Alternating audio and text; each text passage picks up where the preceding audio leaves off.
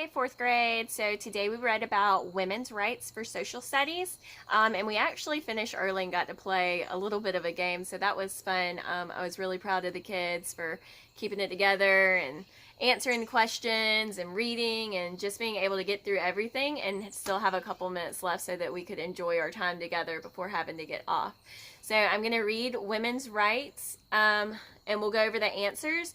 But also, they need to jump on spellingcity.com and complete an assignment on there tonight. I've extended the dates again, so if they're still missing some assignments and you're seeing that, whether it's blank or a 0 in the grade book on RenWeb, just have them go in there, finish the assignment, and it will automatically come to me so I can update their grades. All right, women's rights. Women in the early 1800s had few rights. For example, married women could not own property. Anything they owned when single immediately became the property of their husbands after marriage. Women were not allowed to vote, and most colleges did not accept women. Many women of the time were active in reform movements. For example, Lucretia Mott and her friend Elizabeth Cady Stanton worked hard for both temperance and abolition. But when they went to London to attend an anti-slavery convention in 1840, they were forbidden to speak or to take any part in it. As women, all they could do was sit in the balcony and watch. In 1848, Mott and Stanton decided to take a stand for women's rights by calling a convention in Seneca Falls, New York. At the Seneca Falls Convention, Stanton presented a declaration of sentiments based on the Declaration of Independence. In it, she stated, "We hold these truths to be self-evident, that all men and women are created equal."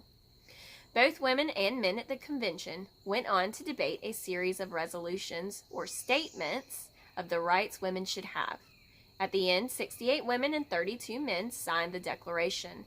Frederick Douglass was among the signers. And though Sojourner Truth did not attend, she soon began traveling to support women's rights.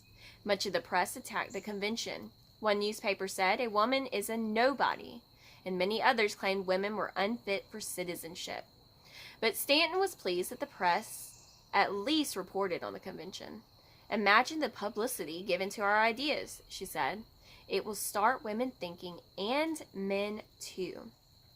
The spirit of reform. In the first half of the 1800s, reformers identified a number of conditions in the United States that needed changing.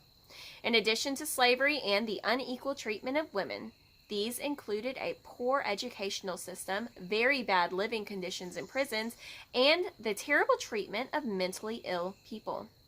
In Massachusetts, Horace Mann believed that education was a way to fight poverty.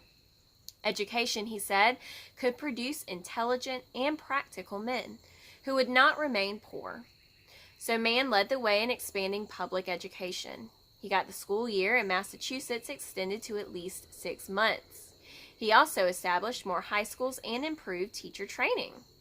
Also in Massachusetts, Dorothea Dix investigated the prisons and insane asylums of the state. Her findings exposed horrible conditions that needed reform. The mentally ill Dix found was beaten with rods and lashed into obedience.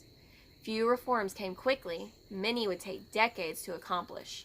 But the reformers carried on their work. All right, question number 1 says, summarize the rights that women lacked in the 1800s. We said they lacked the right to own property when married, to equal education, and to vote. Number 2, what happened at the Seneca Falls Convention? And we said Stanton presented the Declaration of Sentiments. Number 3, why do you think Frederick Douglass signed the Declaration? And we said he knew what it was like to be denied rights and wanted to help the cause. He believes in equal rights for all. Okay, number 4, why did Horace Mann fight for reforms in the educational system? And we said he believed that if people were educated, they would not remain in poverty. And then our last question was, how were prisoners like slaves? And we said both of them were treated poorly, and the kids gave several examples, but just they were both treated poorly was what we ended up writing down.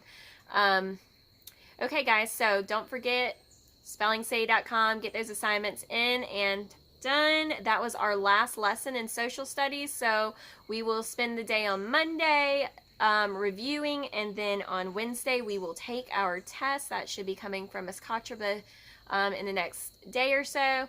And yeah, we'll do it the same way that we did the science test. They can use their reading and their notebooks to help them answer questions, and we'll do it right here in class. Okay, guys, I hope you have a great afternoon, and I will see everybody at noon tomorrow. Bye.